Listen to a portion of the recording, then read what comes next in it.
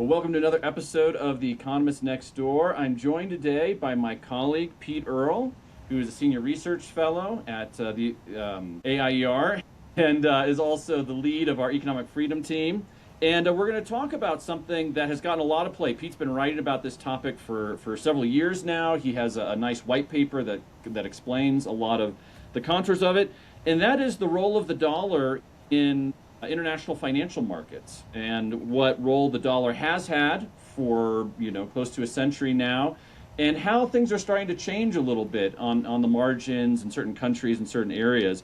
So we're going to be talking about the concept of de-dollarization and what that means. So just to kick us off, Pete, why don't you just describe a little bit for listeners what we're de-dollarizing from? What is the kind of current role of the dollar in the world financial system, and how do we get there? So we have a dollarized world for the most part, and dollarization refers to the widespread use of the US dollar outside the US. And that means a couple of things. At a global level, it means the dollar functions as the world's dominant reserve and settlement currency, meaning even when you have nations as disparate as, saying, Japan and India trading in oil or something, they're using the dollar. The dollar is the dominant currency used for trade and banking, cross-border finance, all sorts of things like that. In some smaller economies, dollarization also means literally using the dollar as the medium of exchange. So using the dollar in the streets, using the dollar in transactions, and that usually is the case because the local monetary system or the local monetary unit has become unstable or untrustworthy. So, and all of this is the case because the dollar became dominant, not simply through political power, but because the U.S. has the world's deepest capital markets, we have strong banking institutions with a lot of reach, and we have a large pool of safe assets. Typically, that's the U.S. Treasury market. So that's why we're sort of at the center, the dollar's at the center of the global economy. Great. So people probably have a sense of this, when you travel, especially to Latin American countries, you can usually use the domestic currency or dollars. They're usually happy to take dollars in a lot of these places. Yep. What you were alluding to is that some countries whose domestic currency has been inflated away because of irresponsible behavior has basically adopted the U.S. dollar as their currency. Right. So you have informal dollar use is very common, and then you have formal dollar use in some of these smaller countries.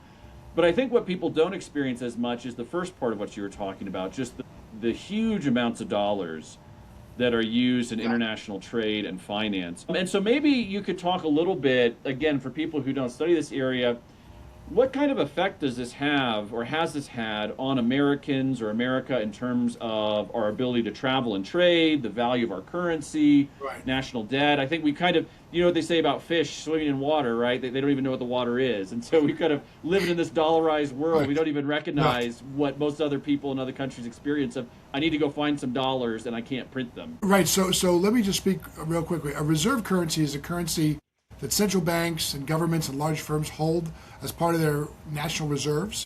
And a settlement currency is the currency that businesses and banks use to conduct international transactions. And because the dollar is really at the very forefront of those globally, dollarization has been something that's been hugely beneficial to Americans and to our government for decades. It's basically led to strengthened capital markets. It increases the global demand for U.S. treasuries, which, by the way, is a double-edged sword, of course, because it lowers financing costs, but it also makes it that much easier to issue debt. And the dollar has also allowed the U.S. to sustain larger deficits and debt loads than most countries could tolerate. So, as Americans, we've effectively enjoyed the ability to borrow internationally in our own currency while the rest of the world needs to convert to dollars for trade and reserves.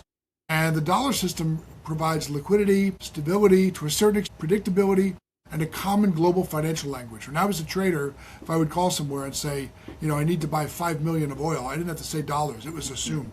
Dollars are what's coded into all the software, dollars are the default, but also, as economists, we have to talk about trade-offs. The dollar central system, the dollar as the global reserve currency, has also created tremendous dependencies, right?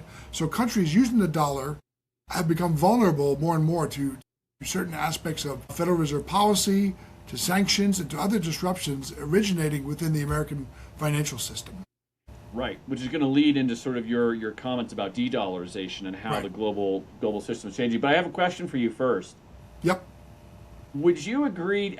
Has the biggest U.S. export over the last century been dollars By far. by Yes. So I far? mean, so as Austrians, we think, or I think of the dollar as it's another good. It's a very special good, which happens to be in just about half of all transactions.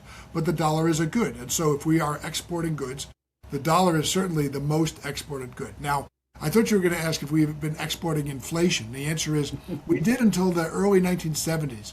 When we went off of the fixed currency standard after the end of the collapse of Bretton Woods in 1971, we don't really export inflation anymore, at least not in that sense. But the dollar by far is the U.S.'s biggest export. Treasuries would be a close second. Right, which is kind of a very similar Very instrument. closely Well, related, right. and it's interesting. I don't want to take us too far afield here, but clearly, when it comes to international trade and the trade deficit, President Trump has talked about it a lot. People have talked about the trade deficit for a long time, and of course, as you Yep. know, the trade deficit measures the difference in terms of goods and services we export versus goods and services we import. So, Right. would you say how closely connected would you say is the fact that we are exporting tremendous amounts of dollars every year over the last several decades? Is that pretty closely tied, do you think, to the deficit we run in terms of trading goods and services?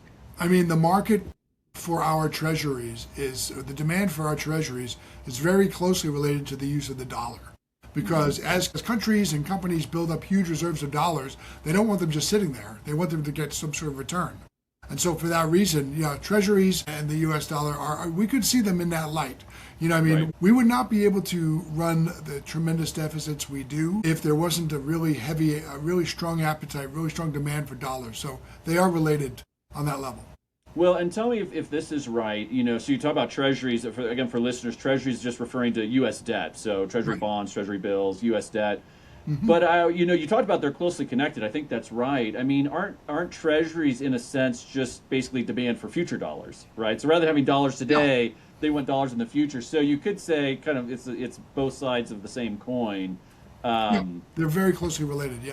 Yeah, and so the point you raised, which I think is right, and again, is worth making, is that you can't really solve, quote unquote, solve the trade deficit in goods and services unless there's a significant change in how much debt is being issued or bought by foreigners. So the Chinese are not buying our Ford vehicles or our pharmaceuticals or whatever because they want to buy U.S. debt and they want dollars now or dollars in the future, and that's where the treasuries, the U.S. debt comes into play. Yeah, I mean, we could look at it very easily as I don't want to get into a big thing about deficits and surpluses because we could talk about that with tariffs as well. But I will say this, that when another nation takes their dollars and they convert it into treasuries or they invest in treasuries, that is a huge vote of confidence in our economy, right? And it's Right. one that if you look at the history of inflation or if you look at our debt and deficits, you might wonder if we're really deserving of that level of trust. But I mean, yeah, there's definitely a very close tie there, and we could say that, yeah, of course, we may import more goods and services than we export, but our exports, result in a huge flow of capital into our country. So I mean, there is still a huge vote of confidence in the fact that firms and nations want to use dollars, and that they take those dollars, they put them into our treasuries, whether we're talking about bills, bonds, notes, agency securities, all that sort of thing.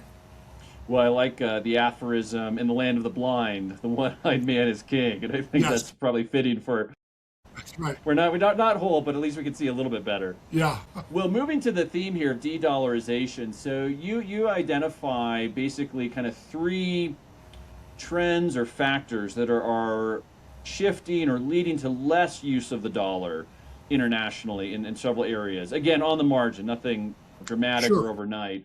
Right. And the three, you've alluded to two of them already. So one is that the U.S. has kind of weaponized Mm-hmm. the dollar system and the payment exchange system, and we can talk about that, particularly with the Russia-Ukraine war. Right. And that's caused countries to rethink their, let's say, exposure to the U.S. government foreign policy. Right. The second reason is just how we manage our financial system and the amount of dollars we have itself in terms of inflation. Yep. And we talk about that also coming out of COVID, but it goes back much longer than that too. And then the third one, which is the kind of, I think, the newer and the less predictable one is technological changes when it comes to blockchain, cryptocurrencies, Yep. digital currencies, all of those sorts of things, maybe changing how commerce is done, how payments are settled. So do you want to take any of those in order? Which one's most Sure. important, do you think? So I think that the most recent one and the one that's been the most relevant towards the recent developments has been the weaponization of finance through not just sanctions but also exclusion from dollar payment systems. When Russia invaded Ukraine in early 2022, they were kicked out of SWIFT, and SWIFT is a global messaging system. It stands for this should be on Jeopardy, right? The Society for Worldwide Interbank Financial Telecommunications. It sounds like an archaic name because it's an archaic system. It was set up in the early 70s. It's based in Belgium, and it's really a cooperative of nations. And it doesn't really send money. What it does is it sends payment and settlement instructions. But when you're kicked out of that system, you're essentially outside the dollar economy, which doesn't mean that you don't have an economy anymore, of course, but it does mean it's very, very difficult to transact. And when we saw that happen, we saw Russia have to generate tons and tons of rubles overnight, which caused inflation, and it caused a pretty severe devaluation in the ruble. And so that's one of the major things. And also, by the way, more recently we had the president threaten to put huge tariffs on any nations that move away from dollar usage, which you could suspect would only accelerate that sense of needing an alternative. So kind of I'm not sure about the judgment there, but a second thing you mentioned, repeated episodes of monetary expansion and rising U.S. debt levels have really caused a lot of nations to question the long-term purchasing power of dollar reserves and the sense of investing in treasuries.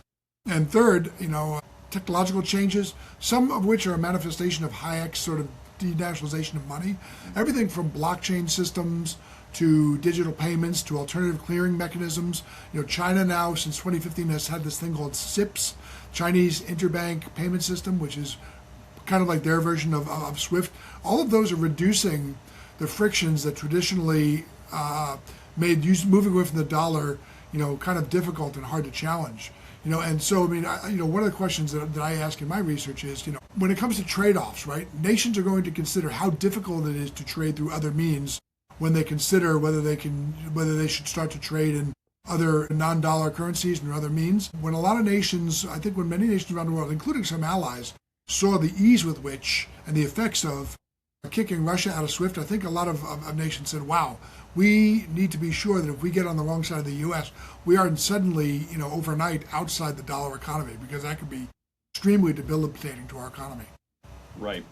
Well, and one thing I appreciated in terms of your white paper and the work you do on this is thinking through things on the margin and breaking down different areas where dollars are used. And you've alluded to it, but I think let's spend a little bit of time thinking about that, because as you talked about, dollars are convenient for certain reasons and moving away from the dollars are costly. Right. But it depends on what you're using them for. So maybe let's talk first about bilateral trade. So you alluded to earlier how India and Japan trading with each other for oil don't use either of their currencies, they use dollars. Maybe you can comment on the sort of the bilateral trading and the challenges to using something other than dollars, or why they like to use dollars. Right. So one of the things that's happening is that there are certain nations which use certain currencies internally, but those currencies are sometimes not great for using internationally, or central banking may be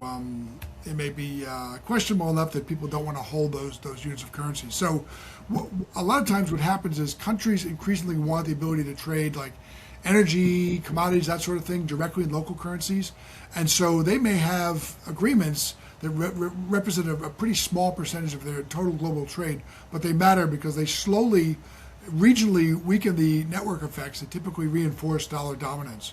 And the more comfortable that some of these nations get with settling trade outside the dollar system, which means everything from being familiar with it to changing software to drawing up new agreements, the less automatic that global dollar demand becomes over time. So that's the way I think that de-dollarization, and again, it's not an overnight thing. I think that's going to develop in terms of a lot of regional relationships. I know that among some of the smaller Asian countries, right, the Japanese yen is used pretty widely. South of the Sahara in in the southern part of Africa, even though they have their own currencies, a lot of times the South African rand is used. So I think that's one way that it's happening in terms of certain trades when it comes to energy and certain areas of the economy. You're going to start to see more of a regional currency in use. Right. Well, and so tell me if I'm right about this. So part of what's interesting about currencies is that they are subject to supply and demand forces like, anything else, cars or Sure. houses or so. And the difference is that the price change is relative to Right. other currencies. That's how we measure it. Right. And so one of the historical challenges would be let's take Saudi Arabia, for example. So exports a tremendous amount of oil. Hmm. And so if they were to export 50 billion, or let's say, I'm going to say dollars because that's what we use, but Right. whatever, they're going to export oil to Russia for Russian rubles. Well, what are they going to do with the rubles? Or what are they going to do with the yuan? And so part of the challenge of any other currency besides the dollar being used to settle these big transactions that are more one way is that the selling country needs to want the currency or have something to do with it. So maybe you can Right. speak to how that's changing. And it plays into the regional element here that if Right. there are other countries nearby, like let's say other Middle Eastern countries start accepting the ruble, well, now Saudi Arabia, when they get all these rubles for their oil from Russia, they can then go back and use them to buy goods from Iraq or UAE or wherever. So maybe Right. talk a little bit about the network effects and the problem of imbalances of flows of currency in exchange for large quantities of commodities. Right. So one reason that the dollar remains so central is because the alternatives remain weak, and one of the elements, or a couple of the elements there, are of course the sanctity of private property rights, but also the ability to put those dollars into something. If you don't want to use them, how do you hold them, right? And so the Chinese yuan is subject to capital controls.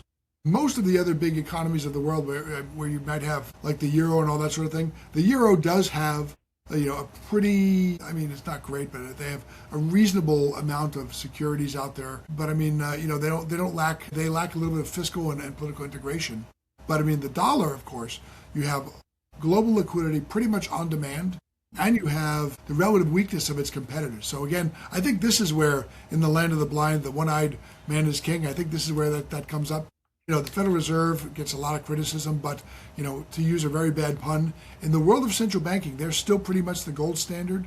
They still, as long as they get things, they get it right on a global spectrum for the most part. One of the things I've thought is interesting in analyzing this is that there are two currencies that sort of jump out at me that would be adequate substitutes for the dollar, but for their size, so the Swedish krona and the South Korean won have, pretty much relative stability. They're issued by market economies, and there's general private property protection and other factors like that, but they're just too small, right? There's not enough South Korean won or Swedish krona out there to, act as a substitute for the dollar. They may be used more regionally over time, but for the most part, a lot of the elements that have taken a long time to build up around the dollar and make it what it is, it's just not out there. There just aren't a lot of reasonable alternatives right now. Right. Well, and again, people who don't follow this, I agree with your take on the Federal Reserve, and you can kind of see it where when we had inflation a couple of years ago hitting 9 or 10%, Yeah. people were ready to take to the streets. But for many countries, that's like totally normal. That's a good year, right? Where it's 50, 80, 90% inflation in a year. I was in Ghana last year, and their inflation was 9%, and they were singing happy tunes because it was down from 300%. Right. So by far, the highest level we saw in the summer of 2022 was the lowest they'd seen in a while, and they were more than happy with that. Yeah, and in Argentina as well, they've Oh, really brought inflation down there. But yeah, right. we're kind of spoiled, both because the dollar is widely accepted, but then also because we've had relatively controlled and reasonable monetary policy. So going back to the commodity exchanges and the flow of other currencies, so we're seeing the development of more regional acceptance of certain currencies. Right. And there's a number of big transactions that have happened. I think you mentioned in one of your pieces Brazil making a big deal with China, I think over oil, Yep. but then trading in yuan as opposed to in dollars. Right. So you're saying we're seeing more of this happening between big major trading partners. Yeah, we're definitely seeing that, and I think what it has to do with it has to just having contingencies in place, even if you don't want to use them. I Right. mean, the issue is, of course, as you mentioned, once I get all these yuan or once I get all these, you know, Brazilian real or whatever, what am I going to do with it? Yeah, I mean, they have some securities, they have something I could invest it in, but I mean, for the most part, you're going to be turning these things back into dollars and looking for treasuries, right? And your trade might not be brisk enough with another nation that you need to use all of this as currency. But right now, I think it's just that when the world saw a bunch of Russian banks get kicked out of SWIFT and a bunch of, tens, hundreds of billions of dollars in foreign exchange reserves being seized, I think a lot of nations said, even some allies probably said, wow, this is a vulnerability I didn't even know existed. I didn't consider the possibilities. So we've got to have something else in place. And the other thing, of course, is that's another reason why central banks for the last, probably for some time, but let's say the last 3 or 4 years especially, have been buying lots of gold. They need an apolitical reserve in which to put some of their excess currency, some of their reserve currencies, and that's what they're going for, gold and silver. Right. Well, and that's a great point that you make. I think we should dwell on it for a second. So you have this potential vulnerability that countries see to U.S. foreign policy. Right. And what you're highlighting, which makes sense and I think is the right point, is not that they're like, okay, we need to leave the dollar. No. And build our own system, but we need to have a backup system. And so they're playing around with building sort of back channels, other alternatives or means of settling. Yep. And I think one of the points you make is that as they do that, they're going to discover, or other kinds of, say, financial plumbing, to use that term, is getting developed. And over time, not only do they have a better alternative, but they might start using it more incrementally as they build those systems, potentially. Yeah, absolutely. And of course, there is a trade-off. So the relatively higher amount of illiquidity, all that sort of thing means that you're going to have some degree of loss or some degree of inefficiency. But I mean, again, like I said before, the trade-off is, okay, we'll accept that as long as we've got something ready to go in case we get kicked out of the dollar system. And yeah, there's all these accounts of, France and China. I believe they did a transaction for natural gas. I believe even our close ally England did a test trade with India some time ago over I think it was garments or something like that. So a lot of nations are just making sure that they have an alternative in case, in some cases, the unlikely possibility that they get kicked out of the SWIFT system or maybe something else comes to pass. Yeah, so bringing it back to a high level before we jump into some other questions. Sure. One of the points you make that I think is really good. So people are concerned about our geopolitical and economic rivalry with China. China, of course, has grown a lot, big economy. And occasionally you get people saying, well, the Chinese currency is going to become the new world reserve currency. And that's absurd. And maybe you can talk about why that's absurd. We've alluded to it a little bit. But what I like is you're saying de-dollarization is not going to be replaced by some other central currency, at least not that we can tell or on the horizon. It's more of a decentralized kind of regional changing on the edges as opposed to a massive monetary regime change. So you can talk a little bit about why that is. Yeah, I think it's more likely that we get a multipolar world. I mean, that was sort of supposed to happen when the euro was introduced 26, 27 years ago, and the euro has taken some market share, if you will, to use a product or a consumer analogy. It has taken some market share from the dollar, but it's still not dominant. These are very, very path-dependent systems where dollar use, with the exception of some of the more exceptional events like kicking Russia out of SWIFT, dollar use sort of assures future dollar use to some extent. Now, on the other hand, there's been this idea that because the Chinese economy is very big, that the yuan will somehow become another reserve currency, and that's very unlikely for a few reasons. I would say the three most likely, or the three prominent reasons why that won't happen is, first of all, because the yuan is essentially pegged to the dollar. Right? There's a peg. It was 7.5 or 7 to the dollar. So right there means it's not going to fluctuate like a market instrument would. So that's the first thing. The second is China does not have really solid private property rights. And whenever you talk about using a reserve currency, you also have to talk about what you're going to do with those currencies. And they don't have China doesn't have very big financial markets, whether we're talking about sovereign debt or sovereign securities like treasuries or others. At those, the lack of private property rights means they could be taken away from you. You could lose those instruments. So that's an issue right there. And so between private property rights, small to negligible financial markets, and of course the pegged nature of the Chinese currency, the likelihood of the yuan becoming the next reserve currency is very low. That's one of the things about, I've written a lot about BRICS, which is the sort of alternative to the G10. It's Brazil, Russia, India, China, South Africa. Now there's a number of other nations. They have made one of their goals that they've discussed coming up with a new reserve currency that would challenge the dollar. The fact is that not in all cases, but in a very real way, the institutional DNA of the BRICS is authoritarianism. And for that reason, they're not likely to have private property rights, which are going to sort of invite or make welcoming the prospect of using this currency and then putting it into some securities, which could very easily wind up being stripped of them. They could change the terms of those securities because, after all, sovereign debt are contracts essentially. So there are not many great competitors to the U.S. dollar. Gold is one of them. So that's about it. Yeah. And then we'll get into technology here in just a little bit, because that might be the new one. But I want to press on the China thing, because what you're saying I think is really interesting and maybe very helpful for people. China is a big economy. They produce a lot of goods and services. But as you point out, their financial markets are much, much smaller, very small compared to the size of their economy. And it's almost kind of a chicken and egg issue. To have big financial markets, you need to have a lot of demand for your financial assets. And to have demand for your financial assets, you need trust in your property rights. And you have property rights, you need financial markets. And so would you say that China's rise really is going to be limited in a significant way until they really develop a strong property rights, rule of law regime, so that their capital markets can actually develop? Like, it seems like they have an extremely lopsided development where they have just this anemic financial markets, and they control it, as you mentioned, very actively. The government controls it in terms of pegging the yuan, controlling what you can buy and sell. So anyway, it's just kind of an interesting thing where they've successfully created a lot of goods and services and kind of integrated in a lot of the global trade there, but on financial side, their lack of openness, rule of law seems to really be holding them back a lot.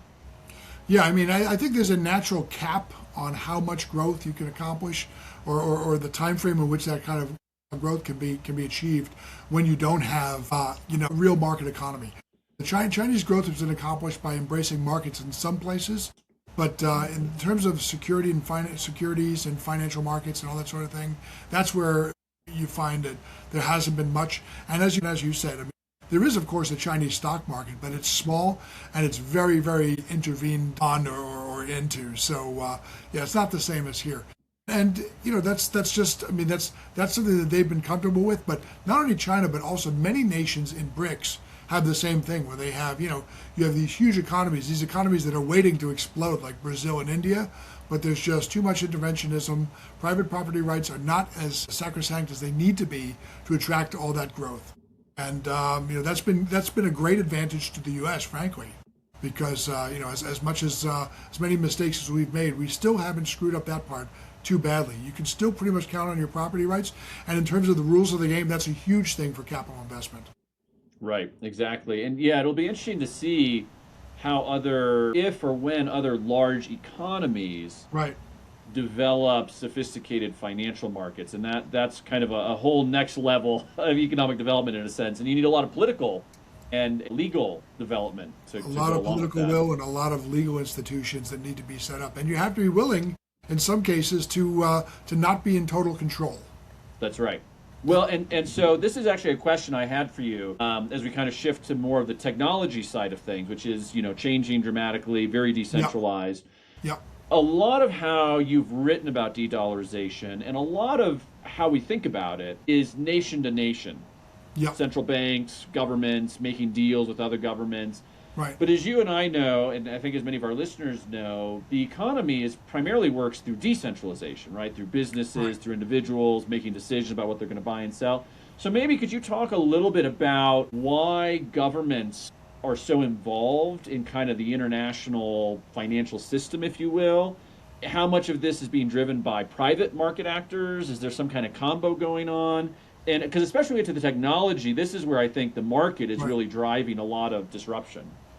Yeah. So I mean, one of the most important distinctions that we can make and look at the forces at work here are the government-driven versus the market-driven aspects of de-dollarization. And so governments can attempt to move away from the dollar for geopolitical reasons to limit exposure, that sort of thing. But ultimately, it's going to be markets that decide which of the systems survive. That's where that sort of market test comes. And historically, even if I mean, the example I used a few weeks ago was, when those first missiles, U.S. missiles, started hitting in Iran, I guarantee you the place where some of those funds were being hidden were in U.S. dollars, whether they were, ironically enough, right, and in treasuries, whether they were in Switzerland or wherever else. So historically, reserve currencies and that sort of thing endure because there's businesses and there's investors and there's consumers who are in the habit of using them, have systems, formal and informal institutions built around them, and find them efficient.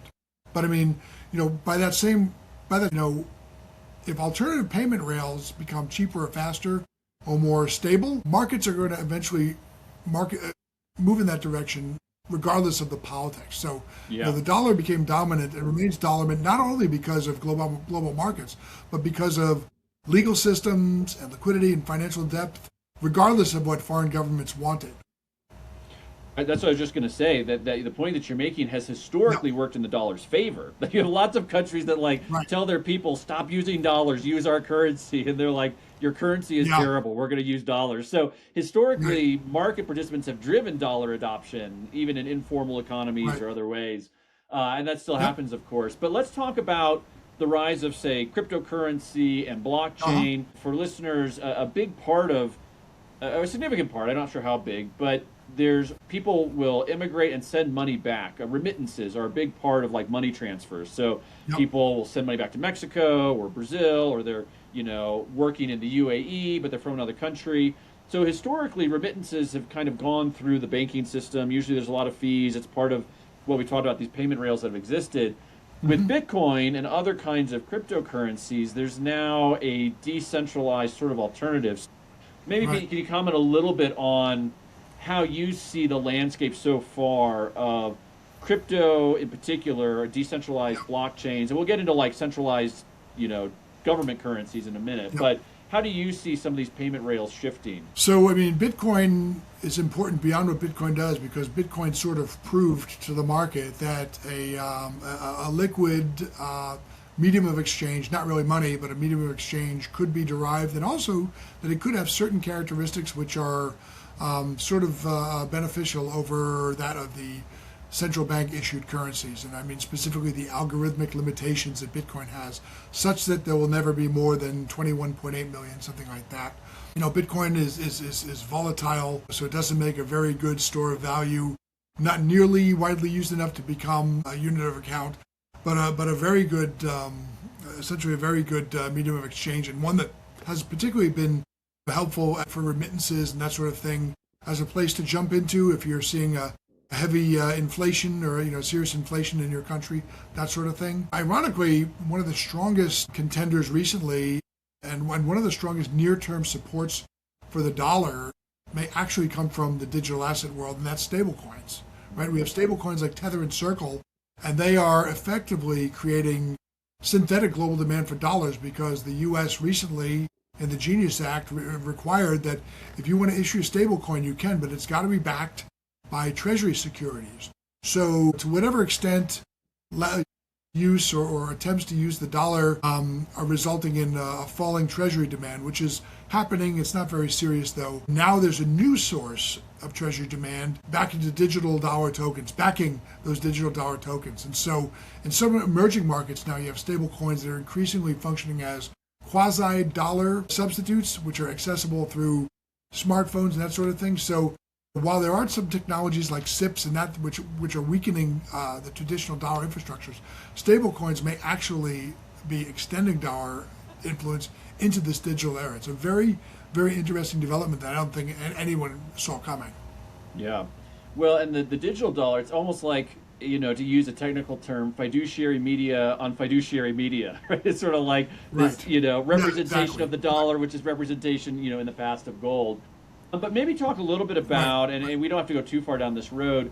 What is the attraction of having these digital dollars? So basically, people will. I mean, 'cause I think a lot of people who aren't engaged in finance or aren't, in the internet economy in a big way, say, well, my money's electronic. I transfer my money electronically with my credit card. I send money from my bank account to other bank accounts. I make online payments. So how are these, Right. stable coin dollars different from how my traditional dollar in my bank account that looks very digital? Well, the thing is that by using stablecoins, you take a step out of the process of moving between, say, crypto and other things like that. Usually you would have these on and off ramps where you take your dollars, you convert them to, say, Bitcoin or something like that. You convert them to some other form, and then you have to convert them back. And there's slippage in there, and there may be some exchange rate risk. In this case, you have stable coins. They are already in that format, and you can now move seamlessly between those stable coins for dollars or stable coins for pounds or whatever else into other media and then back. So the idea is that it's quicker, it's more efficient. You don't have the slippage of repeated exchange rate changes, that sort of thing. And it just takes us a step away from the algorithmic, or the rather not the algorithmic, but the analog world. It takes you more to the digital world, and also they can trade 24/7.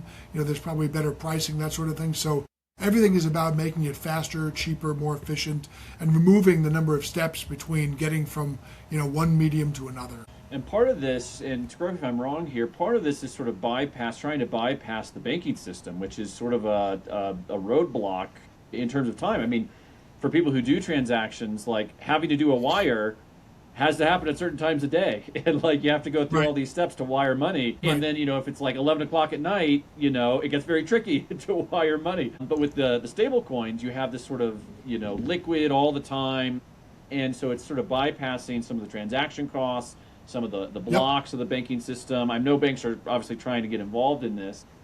Right. I was going to ask a question about this, and I lost my train of thought here. So the Genius Act essentially, whereas stablecoins would have disintermediated banks, the Genius Act requires you to be a bank, defined as a bank in terms of the regulatory requirements. You have to be a bank to issue stablecoins, and those stablecoins have to be backed by treasuries. So rather than fully disintermediating, there are some private companies, but rather than fully disintermediating the banking system, the regulation built banks into the stablecoin system. Now, I'm reasonably sure the cost will be lower, and I'm also reasonably sure they can do it 24/7 now.